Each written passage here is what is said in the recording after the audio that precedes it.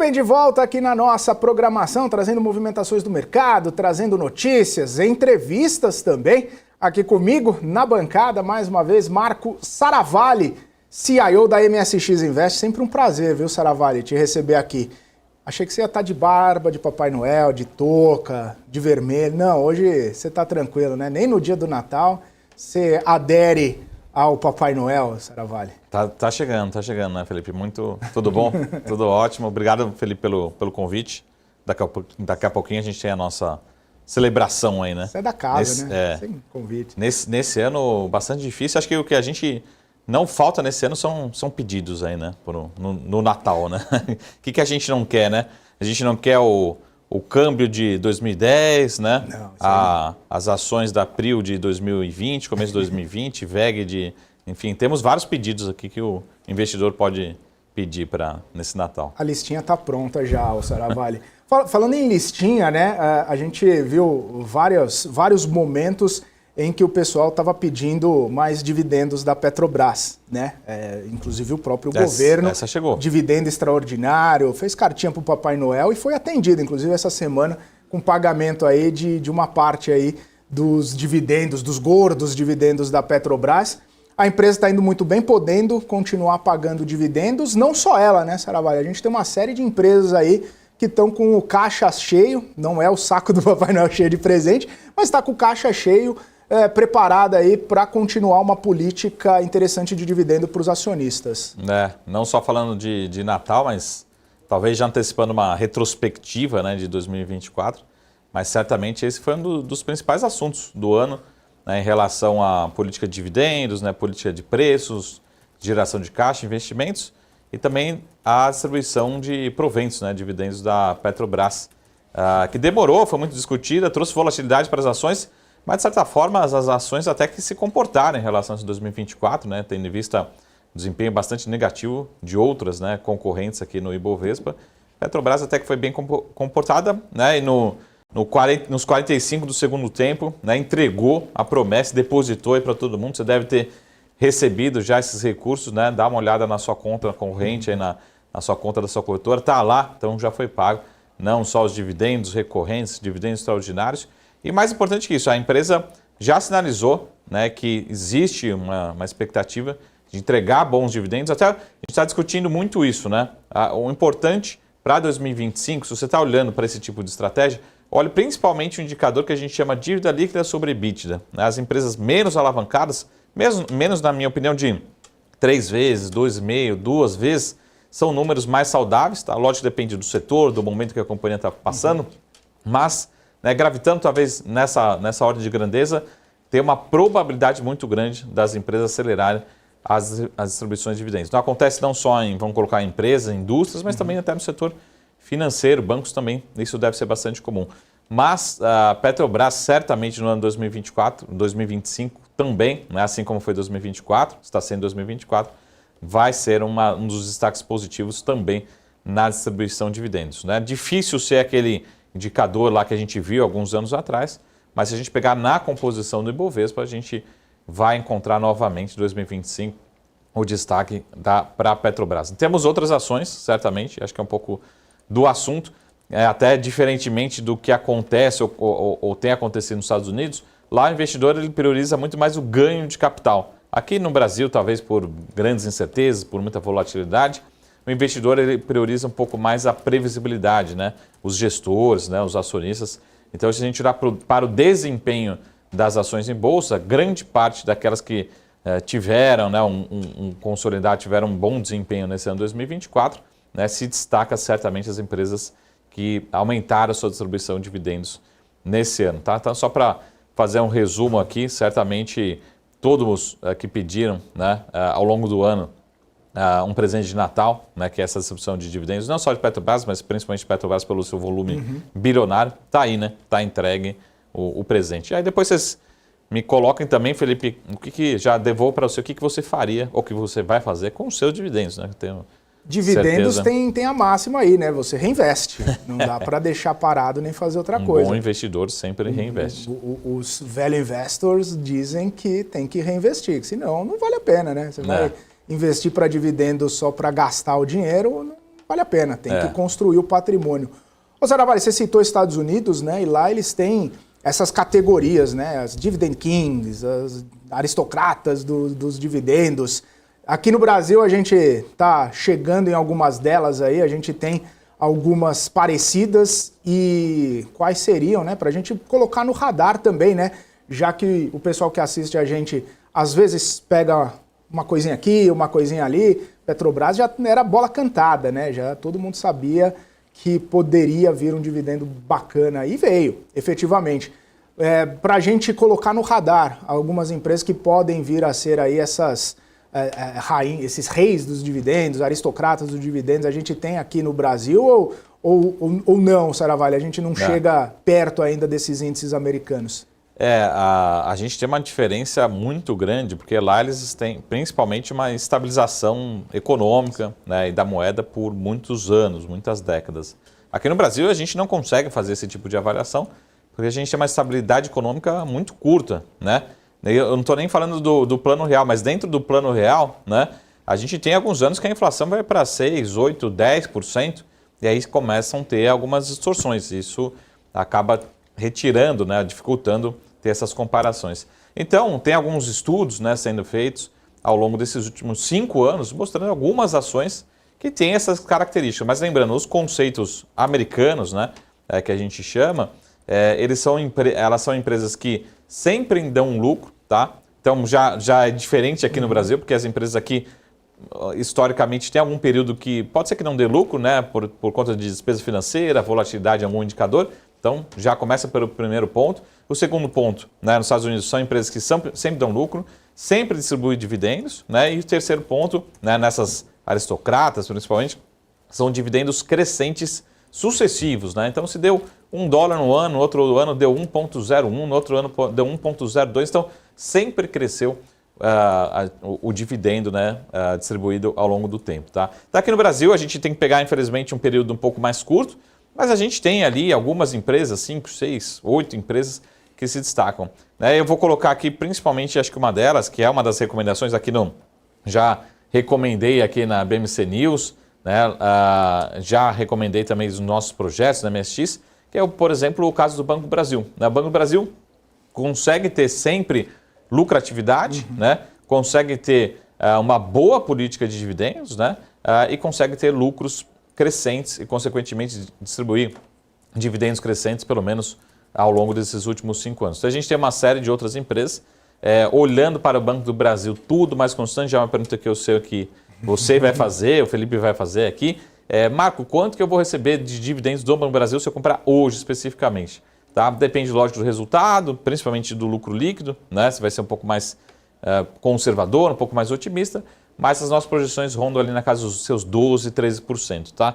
Vai ser difícil, né, Felipe, com essa Selic contratada para 12,25%, 13,25%, 14,25% para o ano de 2025, né, vai ser muito difícil uma ação só através de dividendos bater, superar a Selic, ou o retorno do CDI, um retorno conservador. Mas a gente vai ter algo bastante parecido, bastante próximo, e eu não estou contando nessa conta, no caso do Banco do Brasil, outras ações, Petrobras, Itaú, enfim, não estamos colocando nessa conta, ou outras small caps, alguma possível distribuição extraordinária. Porque também vai ser bastante comum, infelizmente, algumas empresas vão tomar essa decisão. Falar assim, eu não consigo fazer um investimento que me traga um bom retorno para acionista, é melhor, de vez de eu reinvestir, eu distribuir esse capital de volta para o seu acionista. Então, a gente pode ter distribuições extraordinárias. Então, se eu fosse me assemelhar aqui por esse conceito de aristocrata, uma das ações que certamente estaria nessa linha é o Banco do Brasil. Temos poucas outras. Por quê?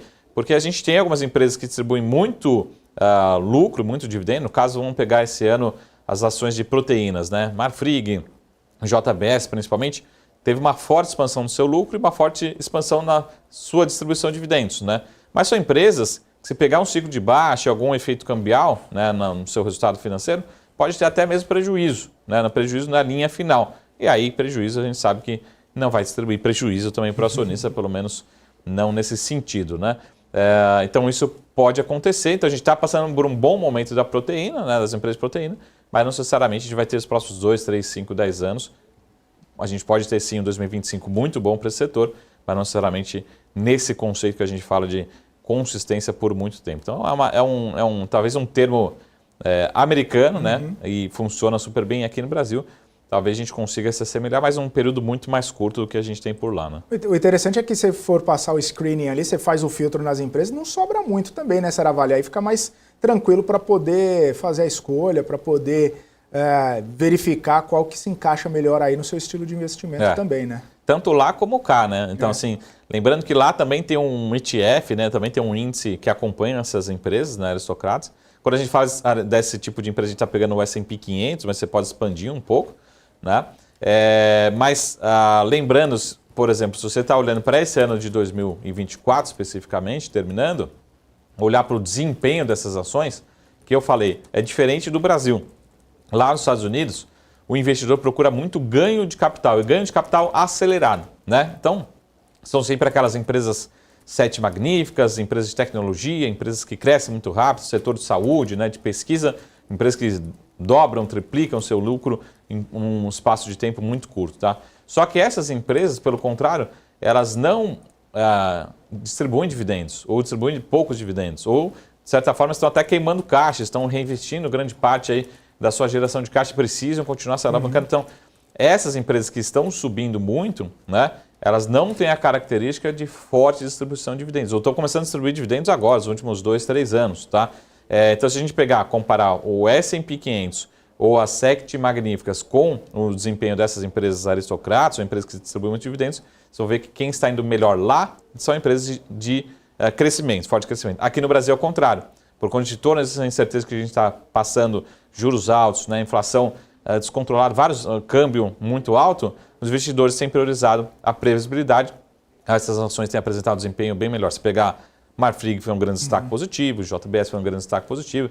Até você fala assim, Petrobras poderia ter ido melhor, continua super descontada na minha avaliação? Sim, né? Mas também longe de ser um desempenho ruim ao longo do ano. A gente viu várias ações aí caírem em 20%, 30%, 50% ou até mais ao longo do ano, tá?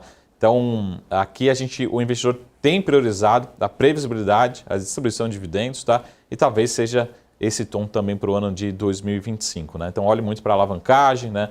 Para essa política de distribuição, é super importante. Acredito que o investidor continue priorizando esse tipo de empresa ao longo desse próximo ano. Ô Seravalli, é claro que seria uma outra forma de bonificar os investidores, mas a gente está com uma perspectiva de ver muitas recompras também, né? Já está vindo ao longo de 2024. Sim. Você acha que 2025 a gente tem um avanço nisso, mesmo com cenário adverso? De repente, uma queda de receita, alguma coisa mais problemática em alguns períodos de resultado, mas a gente tende a ver também não só a distribuição de dividendos, mas a recompra também como um cenário interessante aí para algumas empresas, algumas companhias? Até curiosamente, pelo menos até esse momento aqui, né, que a gente está gravando no finalzinho de 2024, tem algumas empresas que estão terminando o seu período de recompras e já anunciando um novo programa. Tem algumas empresas que estão anunciando novo programa de recompra. E tem empresas, pessoal, curiosamente, que estão abrindo seu programa de recompra, o primeiro programa de recompra da história das suas companhias. Então, as companhias estão fazendo tanta conta, estão querendo remunerar melhor o acionista, melhor o capital empregado do acionista, aí estão questionando, né? Porque programa de recompra também não é algo relativamente simples, né? Você precisa de aprovação da diretoria, do conselho, está todo mundo alinhado. Realmente, de fato, assim, vamos recomprar porque é o melhor destino que a gente faz é recomprar e depois futuramente cancelar essas ações. Não é uma decisão tão trivial.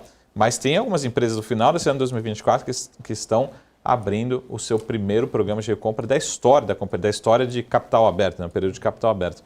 Então, essa decisão, sim, a gente vai ver bastante comum. Aí o investidor precisa somar todos esses benefícios, né? Esses proventos de dividendos, juros sobre capital próprio, né? Recompra de ações, bonificações, é importante. Mas lembrando, assim, que também, quando a gente fala assim, o retorno das ações, tudo isso somado também ao desempenho da ação. Não adianta uma companhia distribuir muito dividendo, bonificação, e as ações caindo 30%, 50%. Né? Você precisa sempre consolidar, somar todos esses fatores. Né? Sempre tem a minha crítica, que eu falo o seguinte, se você pegar as 10 maiores ações, né, que eu apresentei já aqui na BMC News, que teve expansão de distribuição de dividendos por, né, ação nesse ano 2024, lá a gente encontra Itaú. Né? Mas a gente não encontra todos os bancos, né, com essa característica, pelo menos assim foi o ano de 2024. Seravalli, passando de uma classe de ativo para outra, né? E até tentando capturar alguma oportunidade para os investidores que estão nos assistindo. A gente tem visto que 2024 foi um ano bastante forte na questão da renda fixa, né? Porque, obviamente, o cenário acaba atraindo investidores para fazer uma mudança, de repente, na alocação do seu portfólio e colocar um pouco mais, pesar um pouco a mão mais ali nos ativos de renda fixa. E tem alguma outra modalidade, principalmente a LCD, que entrou em negociação um pouco recentemente, é uma letra de crédito de desenvolvimento, que está atraindo bastante atenção dos investidores. Você imagina, você percebe que, de repente, essa classe de ativo, especificamente esses ativos, eles podem ganhar um espaço, uma fatia um pouco maior no portfólio dos investidores, não talvez roubando, entre aspas, o espaço da renda variável, mas também ganhando um pouco do espaço da renda fixa, do Tesouro, do CDB, de debênture, enfim, você vê esse espaço crescente para esse tipo de investimento também? Exatamente. O assunto de 2024, né, pelo menos nos investimentos de pessoas físicas, foi a alocação na renda fixa, né? E em 2025 tende a ser talvez algo acentuado, né, nas discussões. Então, assim como foi, por exemplo, alguns anos atrás, a gente tinha o LCI, LCA, CRI, CRA, como uma grande novidade no mercado de capitais, né? Em vez de eu falar, pô, que ativo que é esse, quais são os riscos, né, as garantias, é um aprendizado, né, do consultor, do assessor, de quem está estruturando e de nós, né, investidores. Então, entram algumas outras alternativas, né, como o Felipe colocou, LCD, a gente tem outras alternativas, ou até investimentos alternativos que o investidor brasileiro, certamente, ele vai ter que se posicionar, né? Conhecer as garantias, conhecer principalmente os riscos. Por isso que eu acho que o grande recado, né, se eu fosse começar aqui, passar um pouco aqui para você, falar assim, pessoal, comece com ativos isentos de imposto de renda, muito interessante, né? Eles podem mais do que compensar e trazer ótimos retornos. Muito cuidado com os riscos, lógico, né? Procurem grandes instituições, né? E principalmente muito cuidado com o prazo, né? Com duration, que a gente chama. Então não alongue, muito cuidado com esse alongamento, né, do seu portfólio de renda fixa. Tá? Então são algumas informações e certamente a gente vai ter muita oferta, muita oportunidade para alocação em renda fixa nesse ano 2025. Então acho que viemos com alguns presentes aqui nesse Natal, né? Dividendos, né? Renda fixa, já chegamos aqui com uns bons presentes. Não vim vestido de Papai Noel, mas alguns presentes nós trouxemos. Ô Saravalli, para encerrar aí, né, já que você falou alguns presentes, né, o que a gente pode colocar na cartinha, né, pro ano que vem, para se realizar, tirando esses dois assuntos que a gente acabou já trazendo, mas a gente pediria o quê, né? O que a gente pede? Fiscal, a gente pede fluxo estrangeiro, o que a gente pode pedir aí para ter um 2025 um pouco mais próspero e tirar um pouco do estresse que tomou conta aí dos investidores? Até é uma das últimas frases que foram publicadas na mídia, né? Não necessariamente o presidente falou com essas palavras, aí você também, como um jornalista que pode me corrigir, né, as palavras exatas, e não necessariamente existe uma guerra, né? Mas o próprio presidente falou que vai buscar, pelo menos no finalzinho desse ano 2024, sinalizou que vai buscar a paz, né? A reaproximação com o mercado financeiro, né? Então, de certa forma, acho que a gente termina o ano com muitos ruídos, né? Então, a gente sempre tem aquela percepção, se a gente tirar um pouco do ruído, que foi um pouco em alguns momentos, né, sinalizado, diminuir um pouco o ruído, a gente sabe que tem muito espaço para a gente fechar, ou seja, pode ser que de fato tenhamos exageros aí no câmbio, né, na curva de juros.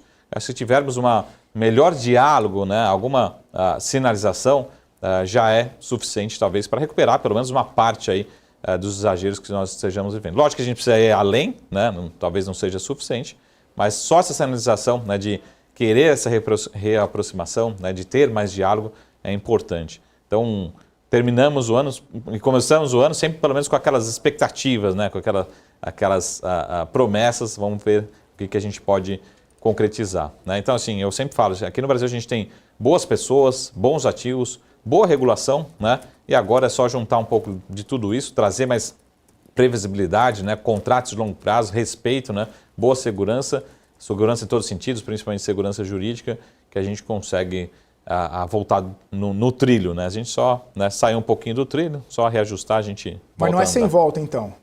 A aproximação do governo com o mercado é possível. Um lado está aberto a dialogar. Eu acho que é possível, né? Só precisa entender justamente isso, qual vai ser o tamanho do aceite, né, da aceitação, mas eu acho que é possível. Eu não sei, acho que a percepção é quanto vai ser o tamanho dessa percepção, né? Mas a gente já entendeu que, pelo menos de um lado, a gente tem, né, o mercado financeiro exigindo, né, essa necessidade desse diálogo, dessa reaproximação. Importante também que seja o presidente, seja o governo, seja o Ministério da Fazenda, qualquer sinalização, né, de... Principalmente, acho que a gente termina pelo menos o ano de 2024 falando assim, o governo falando assim, reconheço que precisamos fazer, né? Se ele vai fazer ou não, já acho que é o próximo passo. Mas o primeiro passo é você reconhecer que existe um problema e precisa ser atacado, né? É isso. Saravalli, obrigado, hein? Tá aqui com a gente, em pleno Natal, falando bastante aí sobre ativos, sobre oportunidades de investimentos. Mas não foge não, você vai estar aqui com a gente ainda essa semana e 2025 na cartinha já está. Marcos Saravalli, todas as semanas, 7 vezes por semana. Vou aderir à escala 7 por 0 para você. E aí até, eu não vou falar aqui ainda, porque eu também nem tenho detalhes ainda, mas fazendo um spoiler, eu também estou preparando uma grande novidade aqui na BMC News. Até o Felipe vai me ajudar aqui também a desenhar um pouco dessa grande novidade. Talvez não seja para a primeira semana de janeiro, né, do ano 2025, mas tenho certeza que todo mundo vai gostar, que foi um grande pedido ao longo do ano de 2024, né? E principalmente aqui a audiência, né, vai gostar muito, né? Então, nos vemos em breve e um ótimo Natal para você que sempre nos assistiu aqui pela audiência, para você, Felipe, para toda a sua família. Valeu, Saravalli, abração para você, para a família, para todo mundo da MSX Invest que está aqui com a gente. Marcos Saravalli, CIO da MSX Invest, sempre um prazer conversar com ele aqui todas as semanas.